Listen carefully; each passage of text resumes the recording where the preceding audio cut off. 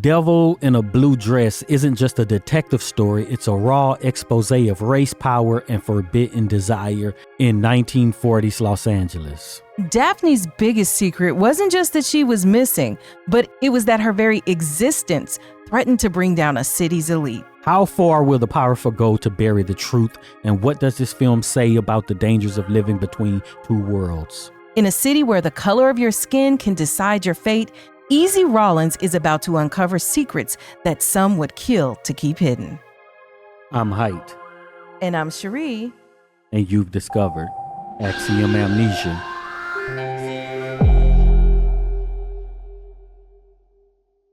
We want to thank all of the supporters who helped to make this video possible. If you want your name to appear alongside these contributors, make a one-time donation of $5 or more via our website at axiom.app, Cash App, or you can head on over to patreon.com/axiomamnesia to enjoy all of the benefits of becoming a monthly subscriber. The executive producer of this video is DeAndre Jordan, who requested this film through Axiom Amnesia's Deep Dive On Demand program that we'll tell you more about later. If you don't want any spoilers, you might want to go ahead and head out. Because we about to spoil this film. So first, let's talk about the cast. We have, of course, Denzel Washington. He's playing Ezekiel Easy Rawlins. Don Cheadle is in here playing Mouse Alexander. Jennifer Beals is in here playing Daphne Monet. Tom Sizemore. Lisa Nicole Carson is playing Coretta James. So we have really kind of an all-star cast of people. Maybe they might not have been superstars all at the time. Well, Denzel was, but you know, we knew these people. Why they say Denzel's son is in here? I didn't even know they said his son was in there. Yeah. Was he? The boy with the toy rifle is how he's uncredited. Oh, and is it the one who is the actor now? Yeah. Oh, okay. John David Washington. John David Washington. Okay, John David Washington. So he got an early start as a kid. Nice nepo baby. I know, right? Must be nice if Denzel is your daddy. So, but let's get into a summary of what happens in the movie. So we have the 3 acts of the film like we always talk about. Act 1 is setting everything up, letting us know who the players are. Act 2 is letting us know what the big problem is that's going to have to get resolved in Act 3, which is where it's resolved and then the film ends. So in Act 1, we got to talk about like this is a job that's just too good to be true. It's 1948, Los Angeles. We have Ezekiel Easy Rawlins, who's played by Denzel Washington, and he's a recently unemployed Black World War II veteran. He's struggling to pay his mortgage and he's lost his job and he's desperate for work. So he accepts this shady job from a mysterious white man who hires him to find Daphne Monet, who's played by Jennifer Beals. She's this missing fiance of a mayoral candidate, Todd Carter. So they call him Easy. Easy's search takes him through the smoky jazz clubs and into dangerous underbelly of LA to look for this woman because he's getting paid money and he got to pay that mortgage. In Act 2, we see like murder and corruption and betrayal, right? And so Easy is digging deeper to try to find this woman, and he's realizing that finding her made him a target. So now he's getting threatened by the corrupt police, shadowed by gangsters, framed for a murder he didn't commit. And with nowhere to turn, he calls his unpredictable but deadly friend, Mouse, who's played by Don Cheadle, and he calls him in for backup. So Daphne finally contacts Easy and she confesses that she was in hiding because of her Black heritage, basically, which could ruin Todd Carter's campaign. And meanwhile, we also have Albright and his men who try to eliminate anybody with knowledge of where they try to eliminate anybody who is going to find out what Daphne knows and where Daphne is located. So ultimately what it is she's this mixed race woman who's been passing as white. And so the situation escalates when Easy discovers that Matthew Terrell, Carter's political rival, has also been doing some type of exploitation of, the little people. And Daphne holds incriminating photos of him with these children. So then in Act 3, we get this kind of bloody resolution in this new beginning. So basically, all the bad guys get taken out and Easy's able to get Daphne to safety. And then Carter is fearing his political scandal. So this is the guy she was in love with or who's in love with her. He doesn't want a political scandal, so he's not going to take her back. She's heartbroken. She disappears and then she leaves, Easy with a stack of money. So it gives him this new sense of purpose, right? Because he makes plenty of money off of all the work and risking his life for this job. And he's able to pay his mortgage. And he's like, hey, I'm about to go and I'm going to become a private investigator and stuff. So despite all of this bloodshed. Wait, that's what happened? Yeah, at the end, he's like, I'm going to start my new... He was going to do real estate. No. So he's going to keep buying real estate. And we'll talk more about that issue. But he's going to buy real estate. But, he's going to emerge and he's wiser. He's more confident. And he's going to be a private detective. So the film ends with him embracing his new role and knowing that justice in L.A.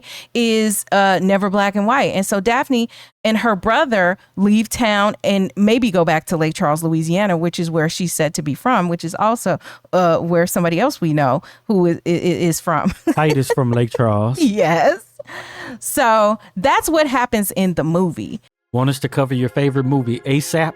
A one-time contribution of just $50 or more to Axiom Amnesia gets you a deep dive on demand, a 30-minute discussion on any film you choose. It's easy. Step 1, send $50 via our website, axiom.app, where you can pay via card, Apple Pay, or you can pay directly via Cash App at $Axiom Amnesia. See the links below. Step 2, tell us your movie, email, the name you want to appear on screen, and what kind of deep dive you want. General, a specific character, a particular aspect of the film, etc. Step 3, watch your deep dive on demand with your name listed as executive producer. Lock in your deep dive on demand today and hurry.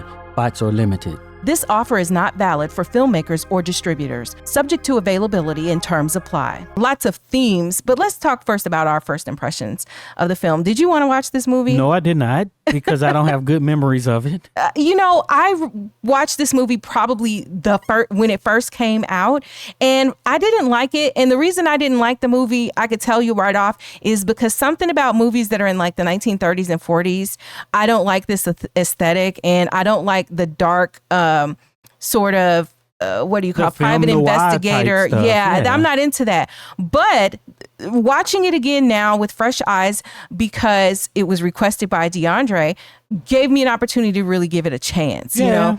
And so it wasn't as bad as I thought that it would be, and I didn't not like it as much as I thought that I would. And I'm glad that this whole experience of doing these deep dive on demands is making me be more open to movies that I immediately would reject. Cause we just like y'all, we looking at it, I ain't interested in that. When you're scrolling through trying to figure out what movie you're going to watch, there's certain movies you're just like, I'm not going to watch that right now, maybe some other time, right? So we get all kind of films, and some of them we get, but we never end up watching, right? Because it's not right now. I'll watch it some other time.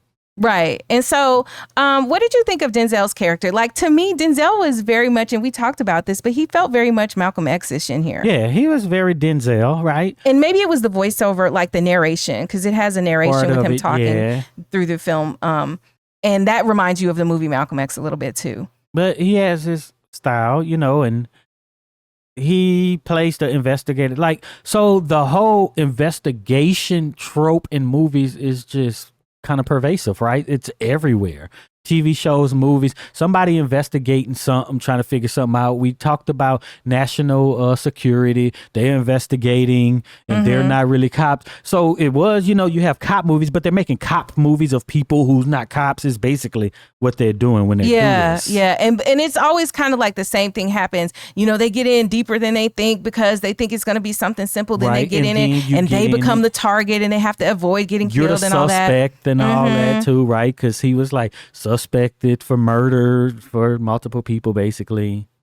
Yeah, so it's basically those are these stories, and especially back in those mid 90s, I guess it's hard to try to get from under those tropes because you're still trying to get funding and everything. And what are they going to fund? What they think works. So you're going to have to rewrite the same story over and over. They just they're going to do that same thing because we were laughing about the idea of buddy cop movies, right? Right. And we talked about Transformer 1, right?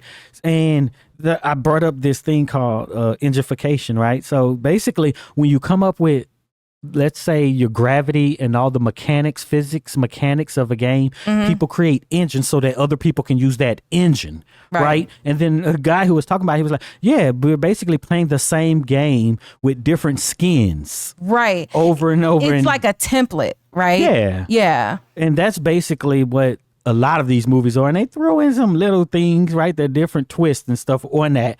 But we got the basic structure of how to make a investigative movie. Yes. We're going to get into some deeper questions, but let us also talk about Denzel Washington in this movie. And I was thinking about Lisa Nicole Carson's character, Coretta. And in the movie, what happens is, you know, she knows Daphne is her friend, so she knows where Daphne is. And so actually her man, Denzel, is like aware of him, and, you know, he's drunk or whatever. And she wants to sleep with Denzel. And she's like, I'll give you the information you want if you give me what I want. And he's like, man, yo, dude is right here. And they go at it with the dude drunk in the next room. And I was like, you know, this is really saying who this character Easy is, right? Because he's willing to just slang it and whatever he got to do. Like, this is a dude that you see and you know and you're cool with. And I'm just like, okay, you know, but then she winds up dead, and then, you know, he's got to find out who would do this to her and why. And there was this funny part in the movie where later he's having this conversation with Coretta's man, who was the one drunk while they were doing the Dupree, yes. They're having this conversation, and he's like, you know, she told me to hold this Bible because, you know, she's so religious and she's so faithful to me. And, you know, we all know that she was like all, you know, her and Denzel had a little steamy scene. I just was like, this is kind of comical, you know, but she's gone and you can't really, you know, you can't really fully explore that, or maybe shouldn't say negative things about her. But, you know, she used what she had to get what she wanted. And, you know, Denzel's character obliged in this movie. And I'm like, okay, would that have really happened? Because he's just trying to work a thing. Because did he really want to, you know, get with her, or did he not? Or was he just doing it for the information?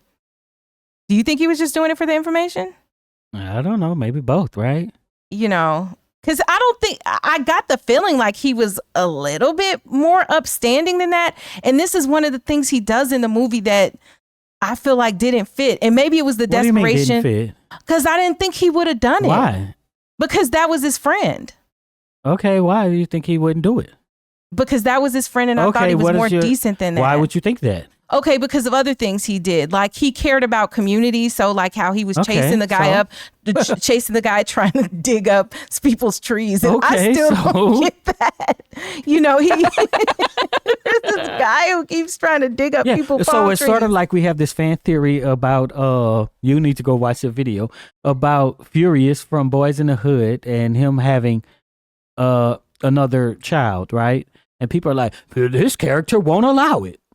Yeah, but if I tell you that is that person, then that's part of their character. You're right. He did this. He did this. And all those other things don't make him not do that, right? Let's say he's an upstanding citizen. He's a priest, right? He cares about the community. Yeah. He's never lied on his taxes or whatever. Yeah. You know, an honest man, any positive upstanding thing you can attribute doesn't mean that he doesn't do this thing. Okay, so when people do a thing, like, I think the natural thing to do is to try to figure out, were they compelled? And so you kind of give them more grace than you would if it was just because it depends how negative you view that, right? So if you think it's negative, then you're just going to be like, yeah, it's negative. He wouldn't do it because he's good, and good people don't do this thing. Oh man, you always make it. So just think about this. If somebody come up to me and they're like, hey, we need you to find this girl. Don't ask no questions. Here's some money. You're already questionable, because I'm not doing that, because what you going to do to this person? You didn't go to no authorities. You ain't go nowhere. You go to me. Yeah. Somebody who lost his job, don't have no money, and looking for, you know, who is desperate. Yeah. Yeah. And because he was desperate, it made him open to A, take the job in the first place, B, sleep with his friend's woman to get information to pursue this job, to complete it, right? And, you know, whatever else that happened in there.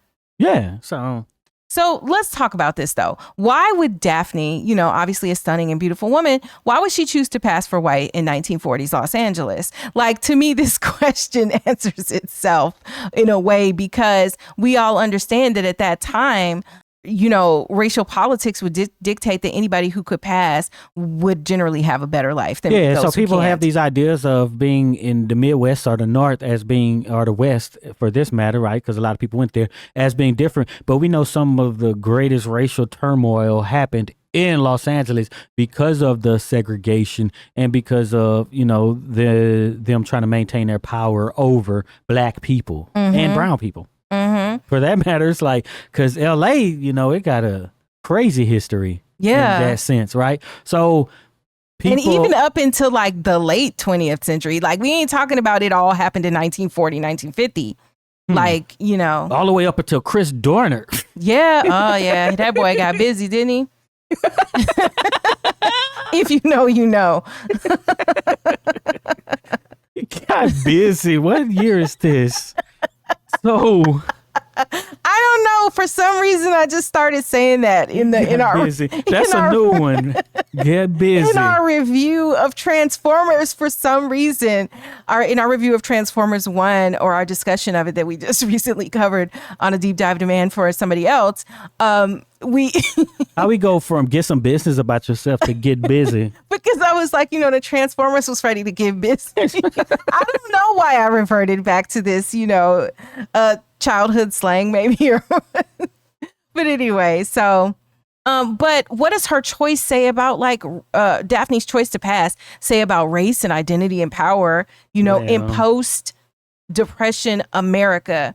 And I think what you got to understand is, just like in what movie is that? Well, there's multiple movies that kind of point to this, but especially in like World War II, where, you had black soldiers, you had black enlisted people, you had black folks who went over and fought for the war and were treated better in Europe where they were than they treated when they come home, treated with no respect. And it wasn't any different in LA. And one of the things they point out is, he owns his own home. So Ezekiel has a mortgage because he owns his own home. And there's a comment made like, it's hard to get a loan because they weren't giving loans to black folks, right? So it was like you had to have the whole amount to get your house. There wasn't a loan. Imagine if that was today. Yeah, but I think back then the GI Bill had established that, and that was a part of it, right? Because the U.S. government, which is why, of the decades after, it's like, we're about states' rights, smaller federal government, because the federal government was providing programs so that black people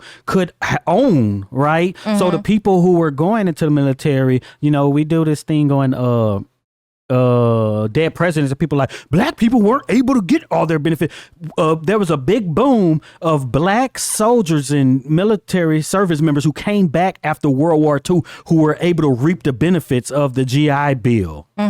Right? So it's a commentary on that as well, that people did benefit from this, black people. And it is one of the big reasons that in the decades after this, there was this big fight against the federal government, because the main reason is the federal government had seemed to always side on the side of black people. At that time. Even though they had their own thing, when it came to desegregation, when it came to the Supreme Courts, right? After long protracted fights for it to be this way, they did actually they were siding on the side of black people, and that had this big uprise in anti-federal government fervor that they used to get elected, over all these times. So in those times, he was able to come back and purchase a home when other people who hadn't gone through that and who didn't. So you did have that duality of, I'm getting treated badly when I get back here, but I do get some benefits. I'm better off than the folks who didn't go. Right. Yeah. I have some perks, but I'm still not on equal footing with people who did the same thing that I did who are not black. That's why you do most things that you do now, for whatever is favorable, even though it may be negative. When you got your back against the wall, like, you're going to choose something that's going to create a benefit. I could be down here with absolute nothing, getting treated bad, or I could get a little something and still get treated bad. Yeah. So like the whole thing though is that you see two people who have black ancestry, okay, and they're taking different paths, and they have taken different paths, and it's not even just that they chose the path, because Denzel wouldn't have the opportunity to be white passing, right, like Daphne. Right. So his path was already, blazed for him. Like, this is who you are. You cannot pass. But then Daphne was able to pass because what she said, and then actually Ezekiel's character, he knew Daphne's brother, and Daphne and her brother, basically her mother was white. The other guy, she said we Creole, because I think what's interesting is I find that is always the convenient thing that they say. There's this thing they just say, oh, your mama's white, your daddy's black, you Creole. That's not how it works. And okay, for context, Heit is Creole. Yeah, so on both sides, people like that, you might just be like, oh, they're mixed. You're not going to just be like, oh, the default is just they're Creole, because it comes with other things like culture and heritage, language. Yeah. So because she was from Louisiana and biracial, that's what it is. And so, Daphne, was passing, and, it's a commentary, because is the movie called Passing? I think. With Tessa Thompson? Yeah, I think it's called Passing. They kind of address that directly in that movie and kind of that dynamic, but it's been something that people have talked about and experienced for a long, long time. And I was watching something and they were like, well, it was this many black people at this time, and where, like, it felt like a certain number of black people in America disappeared. Like, well, where are you, and why aren't you being counted? What do you mean? Because they weren't being counted. They would have anticipated there would have been more black people. But one person was saying that that they theorized that this gap is because a lot of people decided not to be black. They were saying it where though? It was an episode of Donahue. Oh, okay. It was an episode of Donahue I was watching, which on YouTube, and it was where the person was saying she was like, I don't know, she had some letters behind her name, but she was saying she theorized because the episode was about white passing black people. How many white passing black people were there? Well, I mean, and I'm not saying it's a huge chunk, that she wasn't like it was 50 million people, but like there were enough people who could pass that suddenly they just decided that they weren't black anymore. They were something else, and they, maybe they said, hey, I'm Italian, I'm, whatever. And then slowly but surely they became white, if you will, because they married white people, and then, their bloodline just kind of became white. And this is what happened to some of the ones who could pass, chose to, and did.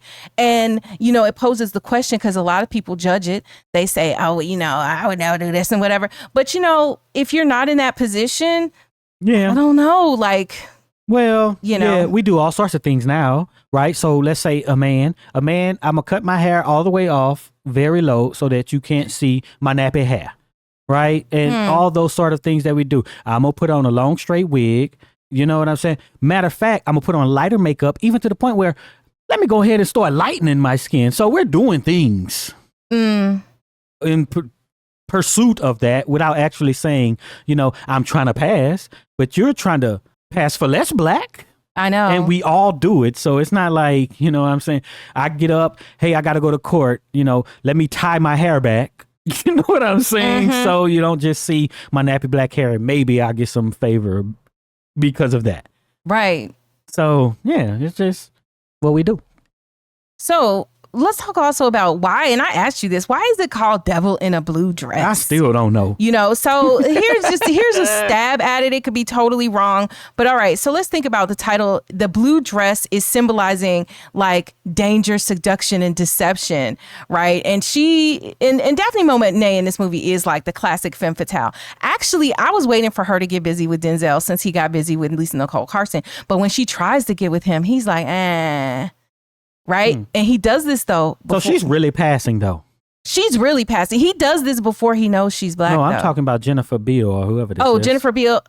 Oh, yeah. Okay, so we should talk about the actress, right? Because the actress who plays her, Jennifer Beals, she is biracial. So, but what I appreciate about her is in most of the roles that I have seen her in, and I went to her filmography, and she's been in a ton of stuff, and I'm not sure that she was always a black character specifically in those roles, but she was she makes it clear, like I think of her on The L Word? the L Word. Yes, when she was on the L Word, like that was part of her character. It's Jennifer Beals with an S. Yes, it's Jennifer Beals. Okay. And so she was in, you know, Flash Dance, which I'm not sure that they made a reference to her race in there, but you know, she had a curlier hair in there, and so she clearly wasn't in that film. I don't think she was like white, but once she straightened her hair and she's in other things, you know, you see her in period pieces playing biracial women and stuff like that. So she has actually straight hair in those roles? In most, yeah, in because most of them, I think maybe so. In the 80s,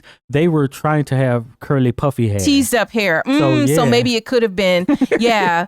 So in the other roles, like you'll see her hair is, but I think her hair is naturally straighter, you know, anyway, or it looks pretty straight.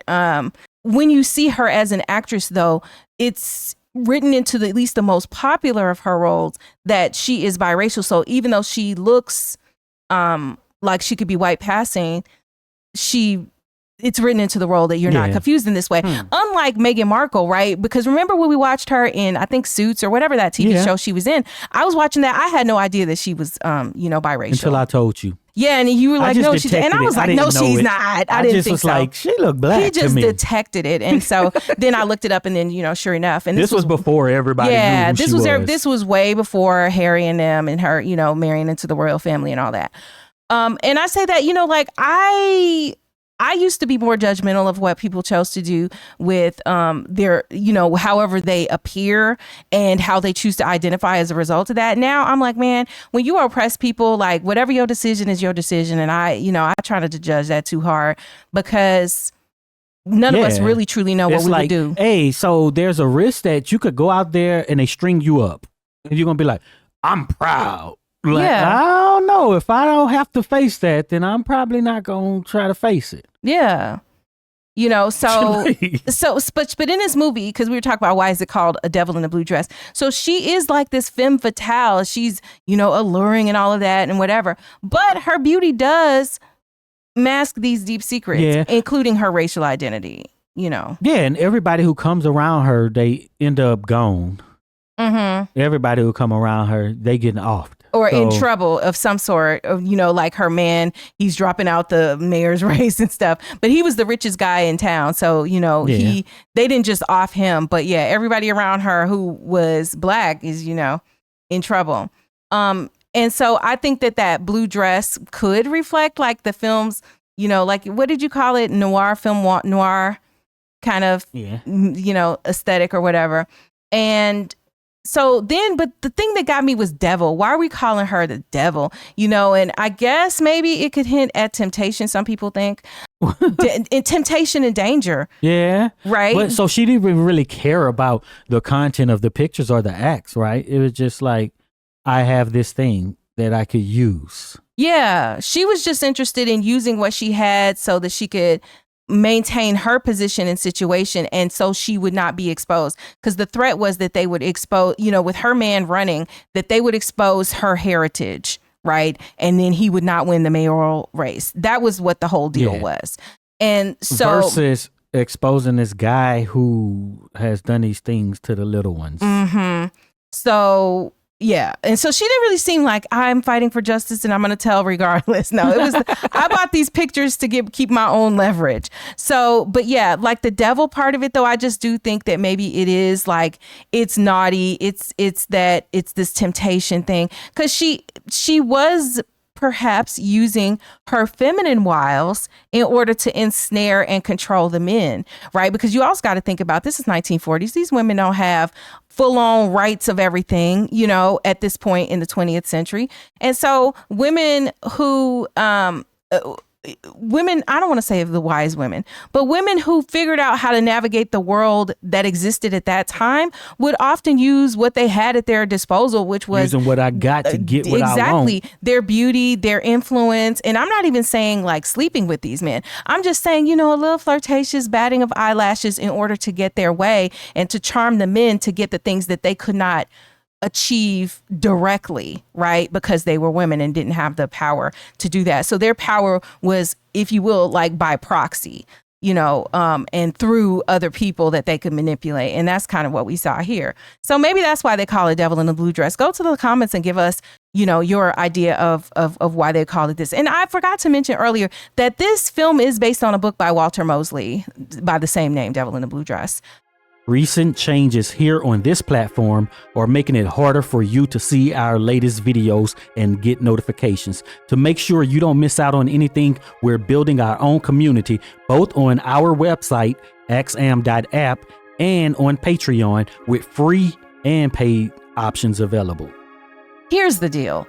While you can still watch our videos on YouTube, much of our current catalog and many of our upcoming videos will become unlisted and only accessible to our Patreon, axiom.app, and YouTube channel members. We'll be posting links to these unlisted videos directly on Patreon and axiom.app, so you'll be the first to see them, if you're a member. If you choose the free Patreon option, you will still get access to some exclusive content like watch parties where we watch movies together and give the commentary, and other special videos. But premium paid members will get full access to all of our exclusive content. No new account is needed to join our Patreon. Just log in with your existing social media account. While some of you may find this announcement disappointing, don't worry. We have no plans to leave YouTube at this point, but you guys are our cousins and our tribe, and we refuse to let platform changes tear us apart. So help us stay connected. Join us on Patreon today at patreon.com/axiomamnesia. You can check the links down below or in the comments. Let us also just go back to the idea of these racial tensions in 1940s Los Angeles, because historical context is important. We have segregation going on. We also have the idea of one drop rule influencing identity and social dynamics in the United States. And of course, in 1940s Los Angeles at that time. Well, explain the one drop rule. So the one drop rule is supposedly that if you have a certain, quote, amount of black in your blood, then that means that you are black. Right. So going back however far, however many grandparents, right, determines whether or not you can be considered black, which subjugates you to second class citizenship. Right. And so you could understand why Daphne, if she could pass, would want to, because it makes life easier and she doesn't have to be subjugated in the same way. I mean, she's still a woman. And she's like, I ain't got no drop. Yeah, I don't have a drop. No, what are you talking about? I'm white. Now, I'm saying this because there's actually this popular streamer who brought up that, he's like, I'm a white guy. And I'm like, bro. Can I tell him who you're talking about? Somebody know. Well, okay, sure. Hasanabi. Yeah. So he started talking about how he's white. And all the time now, he is Turkish and he's, from the Young Turks kind of family. He's related to Cenk from the Young Turks. That's his uncle. And I'm like, okay, and you're saying that you're white. Now, I do understand, because somebody in the comments is going to say race is a social construct and it doesn't really exist. Exactly. What I'm telling you is, you here in America, you claim American citizenship and talk about all of this and you claim to be white. What I'm telling you is that I'm not so sure other people would interpret it that same way. And not that long ago, a couple of days ago, he was talking about I don't know how it came up, but he was like, why are they saying I look white? I don't think I look white. Bruh, well, he doesn't. Why are they saying I don't look white? I think I look white. Yeah, why are they saying? Why would they think I look white? I look at you and I know that you are some type of brown. Yeah. Now that's not to say that your skin complexion might not be the same as others characterized. And what? And you might just be white. And what white was at any given time, right? It's blurry. Because it depended, there were times people didn't consider people who were Italian as white, and they didn't consider, Irish people white, the kind of white that would give you the advantages in the United States, right? But of course, all of this infighting and arguing over who's white, and then, us being black, we weren't in on that, because at the end of the day, we were going to be considered the lowest of the totem pole regardless. They can bicker about who's number 2, 3, 4, but the last position, that's where they had us sitting, right? So there's that aspect. But this guy, I was like, oh man, I was so shocked by that. I was like, he thinks he's white. Okay. Now you could be whatever you say you are. I'm not going to argue with you. You know, just like other people who have mixed heritage of some sort. You know, I think of Zoe Saldana, and, you know, she latches on to other things. She does not want to be considered or called Black. You know, I think about Zoe Saldana. She is, you know, I think she's got some Dominican heritage, and she points that out when she won her Oscar recently. You know, hey, Zoe is Dominican. She's whatever you are, whatever you want to be that. You know, I'm not going to tell you you can't be called whatever you want to be and be that. But it's just interesting to me because that wasn't my perception. But back to the whole idea of race being a social construct, then I get it. So essentially all of that to say that in 1940s LA and in other places in the nation, I think that there were probably plenty of people who did actually pass, who were African Americans. They actually did pass for white, and they used it as a strategy to gain social privileges, and they presented themselves as white. And like, duh, a lot of people probably did this, and feel about it how you may, but this is what we were seeing in this film, right? And it's also a survival tactic. So before you get ready to be like, you know, it was a way to survive though, too. Yeah. It was a way to survive. So you have to keep that in mind. But many people will perceive it as this deep social betrayal. Because did you get the impression, like toward the end, I felt like Ezekiel looked upon Daphne, because Daphne wasn't even her real name. Like, she had a whole nother name. It was like, you know, she had a whole nother name. I feel like he had sympathy for her position, right? He was like, you know, she just changed her name and they moved and whatever. She was from Lake Charles. And it wasn't this judgment that you might expect. But earlier in the film, and I guess understandably, because, you know, people were chasing him around trying to kill him. Earlier in the film, you did see him standoffish. She wanted to kiss him and he was like backed off. Now, did he back off just because he thought she was white? Because it was before he knew she was biracial.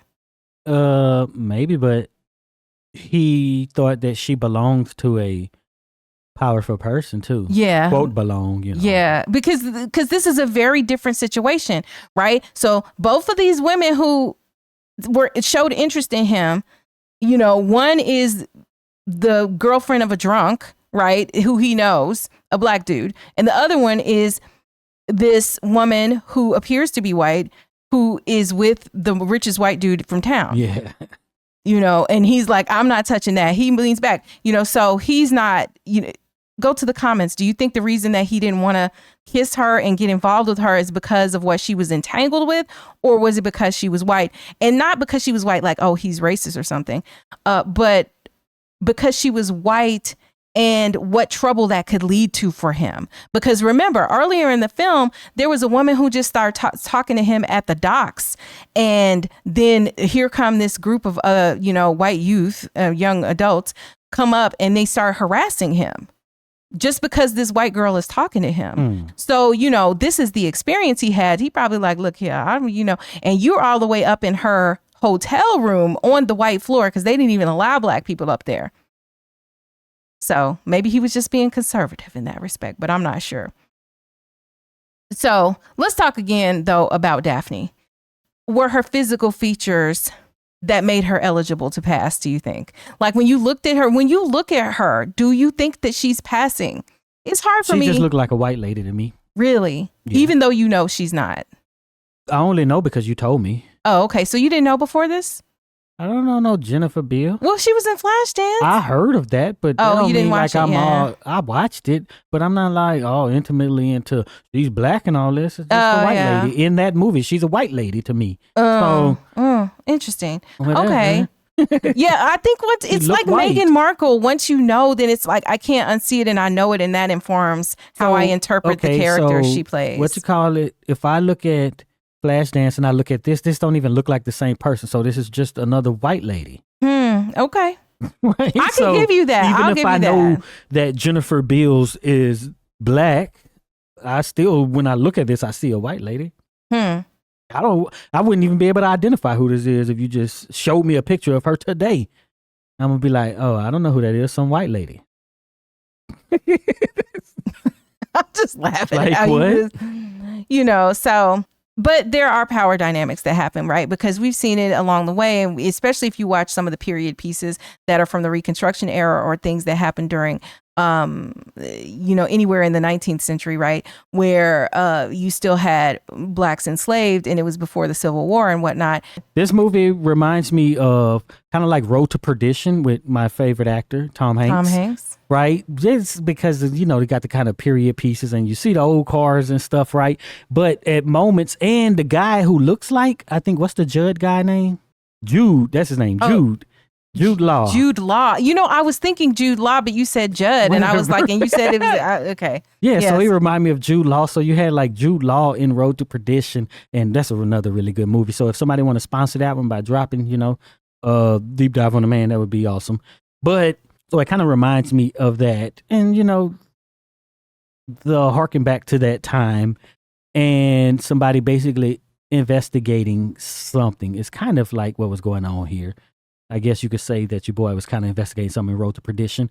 But the whole thing is about corruption, right? In a sense, you got two people running for mayor, right? And they're both corrupt in their own ways, right? Even though it may be twisted. One is corrupt in dating a black Yeah, by dating a societal black standards, woman, right? Mhm, right? And mhm. another guy is messing with children. And one is so bad that we may get a mayor who is doing this to the little ones. It's so bad to be with a black woman that you end up getting the guy who is with little ones. Which is crazy. It's just crazy, but that was the world at that point. Right. And it's politics. And the reason that they went to your boy to try to find the lady is you are black. You could get into places like he goes to the local bars and the local areas where people are selling hooch and stuff, looking for whatever Green his name is. Well, let right? me say, Frank Green, looking for her. Have you heard of Daphne? You know what I'm saying? Yeah, or he playing pool and doing all kind of stuff. Yeah. But can I just say, I thought it was so cool how, you go into what looks kind of like a general store, like a storefront. And then they have a whole upstairs where there's like a club and a juke joint situation going on with live band and music. But it's secret, right? Yeah. Nobody's supposed to know that that's up there. Remember over there in DFW, I think it was like Plano Road, there was this place where we had them bison burgers, remember? Oh, yeah. And there was this place called like The Room or the something, and it was all blacked out and it had a button. Yes. And we pushed it, but nobody came to it. I'm like, that's what I think of. Like, what's going on in there? Man, listen, sometimes you don't want to know. This is how Heit is, though. We out somewhere. He's like, oh, what's this? And listen, if it's blacked out for a reason, they do not want us to know. We were not invited there. There is this thing called Backrooms, right? And there's this Facebook group that I'm in. I think I used to be in. Maybe I'm still in it. Back rooms where people go and they basically exploring these kind of abandoned places. So like if you go to a hotel with like an empty floor or some, you go and explore and you see just like deserted places and stuff. And people are taking pictures and videos. It's very weird. People got all kinds of kink. But yeah, so you go into these places and they got whole parties and stuff going on. But every time you see these old movies like this, it's always like that. You got to have the special knocks. You see somebody eye through the peephole. You got to give them the code word to get in. So let me tell you, because, we always have to think about all of this stuff. Let's talk a little bit about Don Cheadle's character, Mouse, right? So Don Cheadle's character, Mouse, is the friend that Easy calls when he's in trouble. He's like, look, I got to get Mouse out here because this is, they after me. So Mouse shows up just in time to save him from this guy and, busts in. And Mouse is just like, he just wants to mow down everyone. He's just like, I'm not going to ask questions. I'm just going to off them. That is Mouse's philosophy. He does not play. He is just like, okay, just off him. No problem. And it should not have been funny. But when he rescues him, there's this point where he's just like, hey, let me see if I can get the information out of him. And he shoots the guy. And I'm like, bro, that's not what you were supposed to be doing. I think it's intentionally funny. So that's the difference, right? So when you see people who are trying to be funny in movies or a movie that's trying to be funny, they're acting in a certain way. This is just Don Cheadle acting in a drama action type sort of way, but the scenarios and the stuff he's saying is the comedy. It's just which crazy. is a kind of comedy that I really like, right? Other than, I guess, more slapstick, physical sort of comedy. But yeah, so he serves that purpose, and it kind of contrasts, your boy Easy, but it's kind of lets us know about his past. And one of the things we talked about, we were like, okay, would O-Dog have survived the military, right? This is it, right? This is a guy who had his thing possibly before he went into World War II or into the military, right? You still got your same set of friends and the people who you were running with and stuff. And this guy from your past shows up, and it shows us who he is, because we kind of talked about who he was, right? Earlier. Yeah. Right? So he was probably more like Mouse. It made me think a lot about O-Dog, actually, this character. And in fact, we began to almost conceive of a fan theory that was very O-Dog-esque related to this. Because, when you sit and you watch, and we're probably not going to flesh this out, but if we find somebody saying that this is a fan theory for this movie, then we will actually point to this video and we're going to claim ownership. So don't play. But, all right. So I began to question at points because it was so absurd. Like the way we talked about O-Dog, like, did Mouse really, really exist? I guess, yes, he did. Or Albright. Because there were points where it's like nobody sees and is really interacting with these people. Yeah. And yet Easy is the only one who's interacting with them, except when Easy is there. Like, we don't see them really independently. So one of my notes was that, like, so was this like A Beautiful Mind? And if you know about The Beautiful Mind, it was that this guy was part of this whole conspiracy, and the government had used him so that they could solve, in a covert operation, in a sense, to solve these mysteries, right? That was going on, or these conspiracies that come, all that stuff that's going on. Like, he working on a secret government, what do they call, task or whatever? Task force, kind of, yeah. Yeah. So, like, every time something is happening with Easy, somebody pops up, right? So when he's getting accosted by the guys because he's talking about the ocean with a white lady, here comes Albright out of nowhere. And he just, runs them off, right? So when he's really getting beat up and messed up by Frank Green, here comes Mouse out of absolutely nowhere to save him. Yeah. And it's in these moments that people make you question, like, did these other people exist, or was it like Easy just flipping a switch in his own personality that is bringing out these, like, who are these people? Yeah. I mean, and again, we don't want to play that out again, because that was a great fan theory. It's our amazing fan theory. But I thought about that here, because I was like, well, are we going to find out that, because there are other movies that are sort of like this. Kind of reminds me of, what's the one with Lisa Bonet and Robert De Niro? Angel Heart. Yeah. Okay. It kind of reminds me of this old movie, Angel Heart, the movie that threatened to ruin Lisa Bonet's career when she left the Cosby Show, and she did some nude scenes in her first movie after she became famous as, wonderful Denise in the Cosby Show. It reminds me of that because, spoiler alert, Angel Heart, you find out in the end that everything isn't what it seems. He's the guy who did all the deeds that he's searching for as this dark investigator, you know what I'm saying? In a, he it's the kind of like the similar character that you see Denzel playing here. And then in the end, the big reveal is that you've been the one doing all of this stuff all along. We also saw it with Lila and whatever her name is. I can't think of the name of the movie, but it's Lila and somebody. It's similar type of thing where you find out that this person, Lila and Eve, yes. We have fallen victim to the unreliable narrator. And so everything we're being told is told through the lens of this unreliable narrator. And of course we have Denzel, of course we have Easy and then narrating we had this. The movie that came out after our fan theory that happens in LA, and they make reference to Menace to Society. I forgot the name of it. Yes, I did too, but we watched it and they made reference to Menace to Society in it. And then we also have the movie that everybody says our fan theory reminded them of, which was Fight Club. Yeah. Fight Club. But Fight Club came out after menace to society, just for the record. But anyway, okay. So these are, just a little bit of us going down our, rabbit hole of fan theories. Yeah. And this is the things I think about, because all of us, when we watch movies, we trying to figure it out, especially a movie like this where they don't tell you what's going on Who at done all. All it is I don't even know why he's looking for this woman most of the time, right? He don't even know.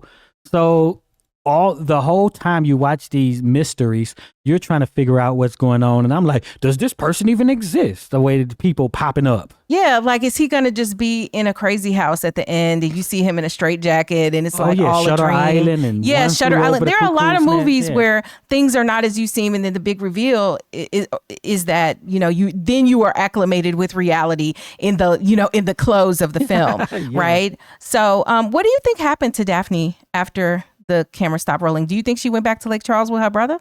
Of course she didn't. Or you think they just went someplace else where she could pass? She could pass anywhere. Maybe she went to Houston. Yeah, well, she just needed a new identity, though. Yeah. Yeah.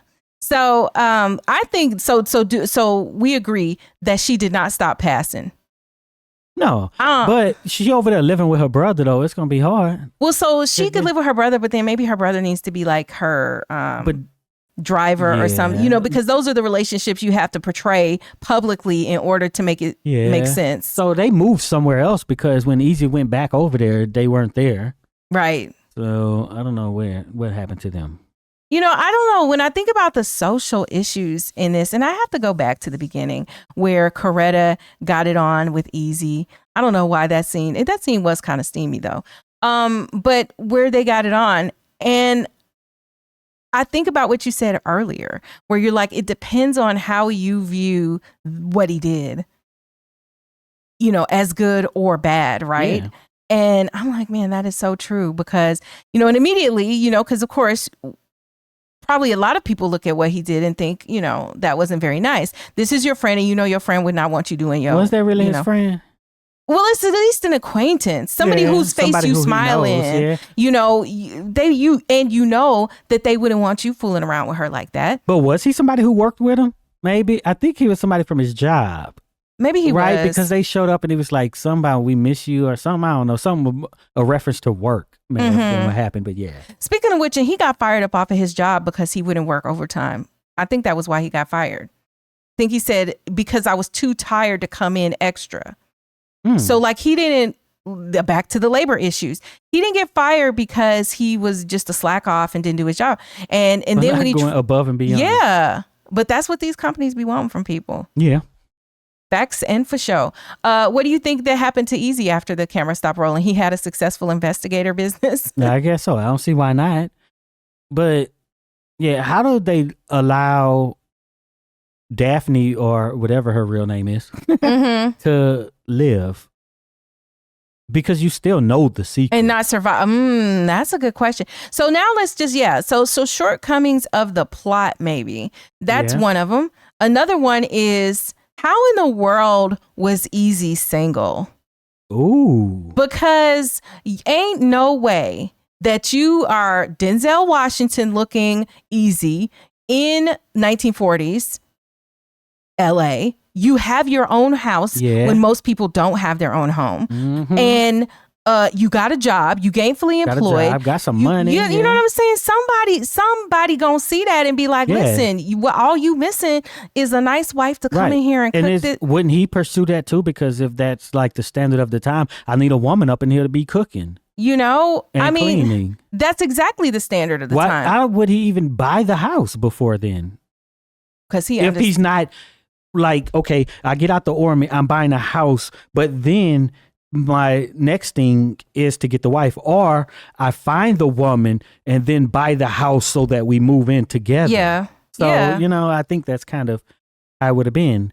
But yeah. That's unrealistic to me. And then, you have definitely at least been around juke joints, you sitting over in the diners, because that's why you in a diner, in a bar, and wherever, because you ain't cooking at the crib. You know what I'm saying? And you would have interacted with enough women. Why did they show the other women in the neighborhood though without men? They showed everybody else in the neighborhood with women. Okay, let's just say, Except the man trying Yeah. to steal the trees. let's say, yeah, he ain't got no woman either. Let's say if that's the true or possible, right? They didn't get together with him. Maybe their men were at work during the day. Maybe, yeah. But we're depicting things on screen, and all I Yeah. see is this. I see these two guys and a bunch of women with the kids weren't at school or nothing either. And normally he wouldn't be home because he'd be at his job. Yeah, but what about the kids? I don't know. Maybe it was summertime. All Yeah, right, so- you making me think about these things. Yeah. He was going around in a coat in LA. It's not summertime. Okay. Maybe. Winter break.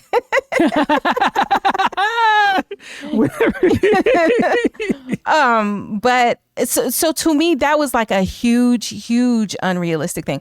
Unless of course, what if he wasn't into women? Mm. In which case, it would be even more of a sacrifice that he got it going with Coretta just to get the Ooh. information. But I'm sorry, anybody who saw that scene, know he liked it. Man. Because at the points when she stopped, he like, come on now, you know what I'm saying?